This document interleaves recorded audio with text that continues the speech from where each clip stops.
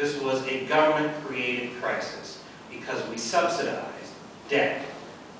And we subsidized debt through the Fed, which is a federal agency.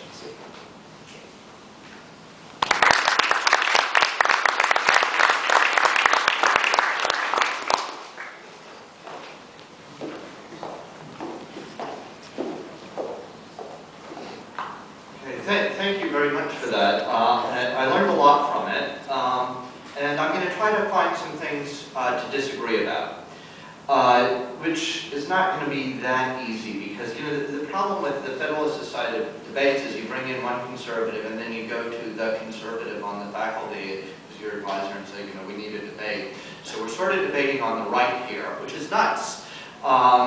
So let me start with a point of agreement. Cheap money for too long caused this crisis. I think that's true. I can't disagree with that.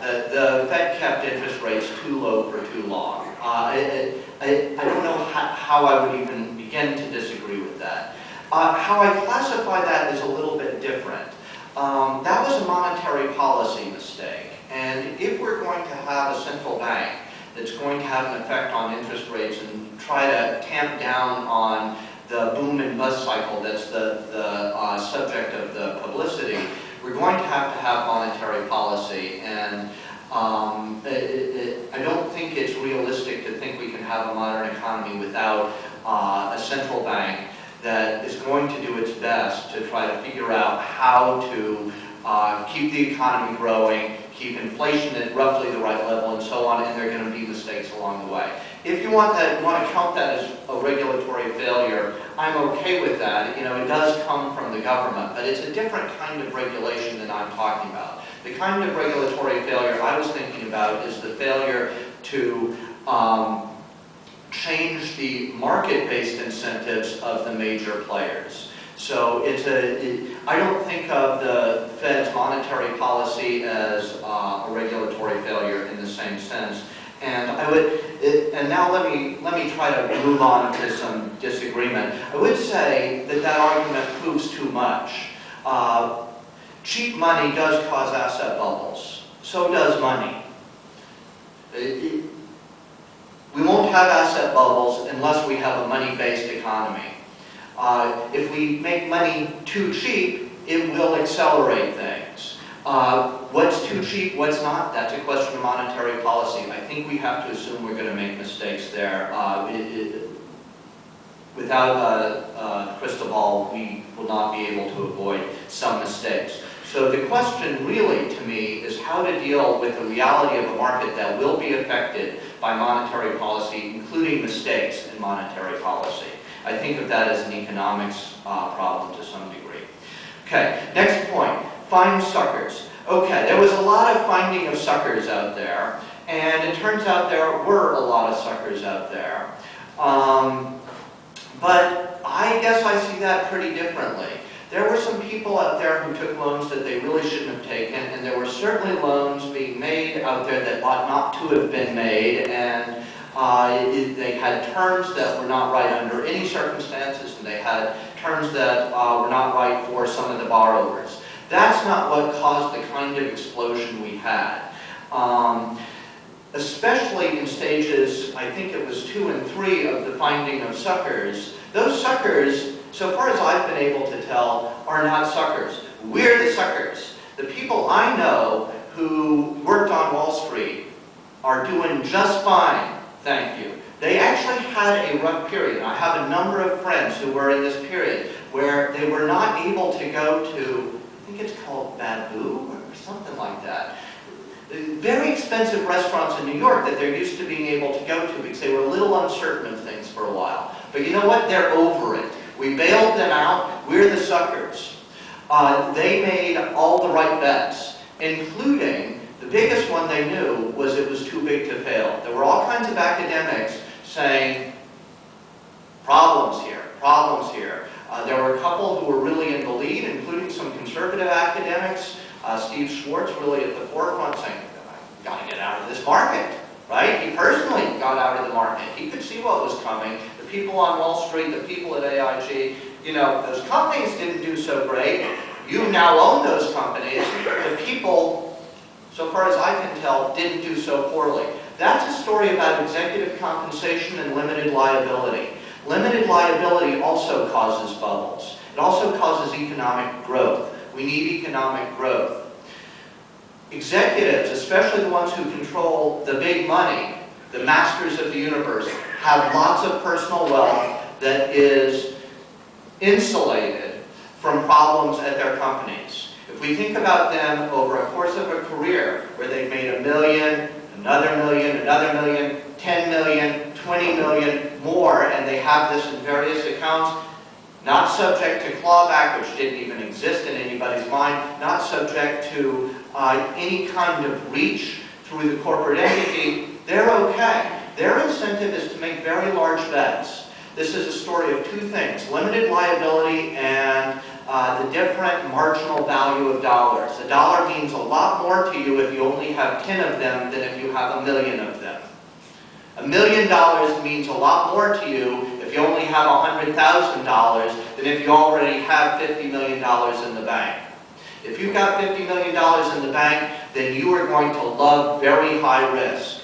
And this is another area where I'm trying to say something controversial here because I'm going against a lot of corporate theory. But in the relevant circumstances of the Masters of the Universe class, because of the declining marginal value of dollars,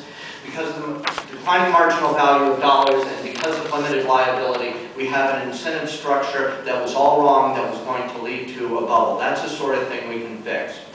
In my 2 remaining minutes, let me talk about the housing bias.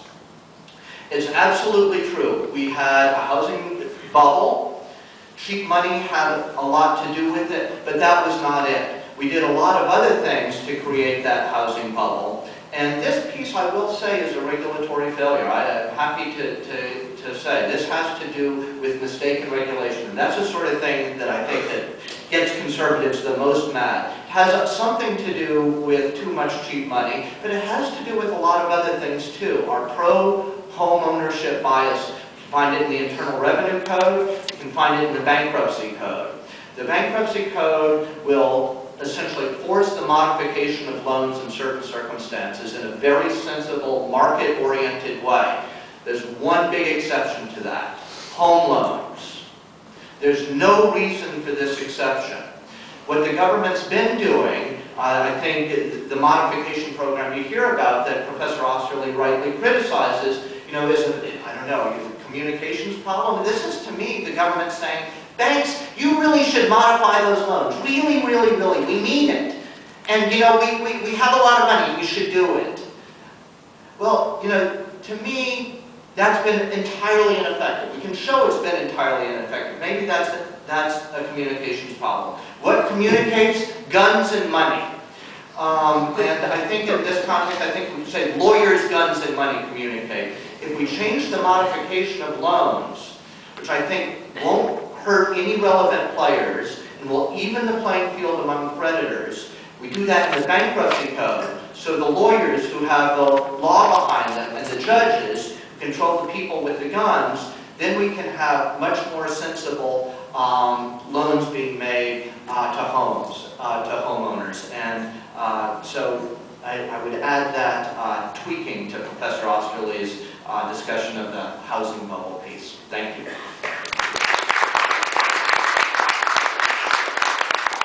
I think I've used up my time already. The specificity of some of his regulatory fixes isn't obvious to me. It's hard to argue against the general stuff. But so I thought I'd open it up to you folks. And if you have questions, you want to talk about something, let's do that. Paul Krugman, economist and cat lover. I know who he is. And has said that the problem is we didn't spend enough in the original stimulus. He says what Europe is doing, slashing programs, is the wrong move. What's your response to that?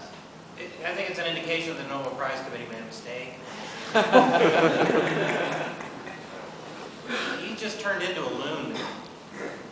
and he's in the New York Times, and because he has a Nobel Prize, he has no data to back it. Give me some example in all of world history where the Keynesians have been proven to be correct in a multifaceted economy. Just one. You know, the Swedes didn't do it, Japan couldn't do it. He has no data. The data is all against him, the historic data that we have. You'll see that on one of my slides, I talk a little bit about data. I hope I do. Yeah. Somewhere. Yeah, how do you disagree with what the federal government is doing? One of the things, Krugman is between a rock and a hard place because what the government has done is not working. So he's got to say something. And the one thing he doesn't want to say is, hey, you know, we should do what those Republicans wanted us to do. Can't say that. So he's got to say something. What he says is he's doubled down. He said we should have spent 8 times what we didn't. But if you look at the slide on how do you disprove a hypothetical, you can compare Ford with 6 quarters of profits, and General Motors, which is still struggling and subsidized. You can compare the 1920 recession with the recession we're in now. The 1920 recession was really severe. It's the last recession in this government's history where the government stayed out because Calvin Coolidge, God love him, said it's none of our business. You can compare the Swedes in '92, Japan in '89, the IMF bailouts of Brazil and Venezuela. There's all sorts of data out there that suggests that the basic theories that he's operating under failed in practice. Now, I don't know how he handles that other than just sort of state-based things. So if he had some data, I'd appreciate it, but he doesn't. So I just don't pay much attention. Yeah. I'll throw this out to both of you, but you know, Professor Oesterle's slide, he kind of concludes we're either going to, you know, inflate our way out or default. And I guess, you know, where do you, Professor Snyder, do you agree with that, or do you see other options? And Professor Oesterle, you know, do you think there's anything that, you know, can be done other than those 2 options, or is that pretty much it? I have no defensible answer. This is a question about what you believe. So the way I see it is, the big question is what you think about growth. Do you believe that we won't be able to have the sufficient sort of growth to get beyond this? And I can't say it's unreasonable to believe, as Professor Oesterle does, and you know, in fact, if I thought about it too long, I'd probably get really worried about it. It would make me really unhappy. It would like hurt my stomach or something. I tend to be more optimistic, and I am not sure that we can grow our way out of it entirely, but I think a combination of some growth, some inflation, and hope for something else. Hope for something else. Right? The internet was huge for us. It created a bubble, right? But that didn't mean we didn't get a huge amount of value out of it. And so what always worries me is the Malthusian argument. Given what we know now, right, the world is going to come to an end pretty soon. If we want to talk about data, you can look back historically, and that the Malthusian argument can be made at quite a lot of points, not just about population growth, but about a lot of economic things. And something does happen. It doesn't mean the rules change, but it means there is a new source for growth, and I am hopeful that that will happen. But that's a matter of faith. I think I'm on the table. Is there anything else you want to know? Yeah. I don't, unless we invent a spectacular new battery that runs everything at no cost. Okay, I'll assume that. We can grow out. Given what, I think we're on the precipice of a disaster. And the fact that people won't face up to it is part of our problem. If we faced up to it and started taking some action in preparation for it, we could minimize some of the horrible effects of it. But, you know, you got people in France striking about retiring at 62 rather than 60. And Well, we're a lot worse than that. anyway, right? They like to strike. All right. Picking on the French is fun. But I don't think it's going to be. I don't know what you want me to say. I mean, Well, what are some of those